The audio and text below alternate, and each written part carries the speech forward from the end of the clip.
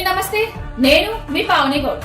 తెలంగాణలో గుంపు మేస్త్రి పాలన వచ్చిన తర్వాత పిచ్చి కుక్కల పచ్చ కుక్కల స్వైర విహారం మస్తు జరుగుతుంది.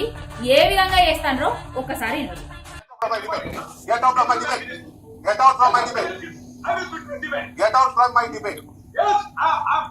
నీకో ఛానల్ ఉన్నదని, నీకు అందులో ఒక పోస్ట్ ఉన్నదని, నీకో పురుషు ఉన్నది, నీ ముందట ఓ మైక్ ఉన్నది, నీ ముందట ఓ కెమెరామెన్ ఉన్నాడని అర్ణబ్ గోస్వామి లెక్క ఫీల్ అవుతూ షోలకు పిలిచి get out from my show అని మాట్లాడతాను. ఏమనుకుంటారా బిడ్డ? తెలంగాణ ఉద్యమకారుడు బాపు కేసీఆర్ గారి వెంట నడిచిన సైనికుడు రవణ గారు, ఆయన ఒక ఎమ్మెల్సీ. ఆయనను పట్టుకొని గెట్ అవుట్ అంటారవా? తెలంగాణకు నీకేం సంబంధం రా? నీ ఛానల్కి ఏం సంబంధం రా?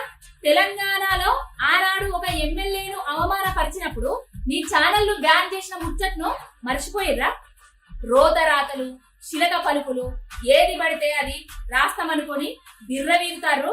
బిడ్డ, నోరు జాగ్రత్తగా పెట్టుకోర్రి, ఒళ్ళు జాగ్రత్తగా పెట్టుకోర్రి. మీ నోరును, మీ ఛానల్ను ఫినాయిల్ తోటి కడుగుతో ఉద్యమకారులను అవమానించిన, తెలంగాణను అవమానించిన, తెలంగాణ నాయకుల మీద పిచ్చి కూతలు పిచ్చి రాతలు రాసినా కూడా మళ్ళా బాబు కేసీఆర్ గారు ముఖ్యమంత్రి అయిన తర్వాత ఈ పిచ్చి కుక్కలను పచ్చ కుక్కలను ఎక్కడికి పంపాలో అక్కడికి పంపారు.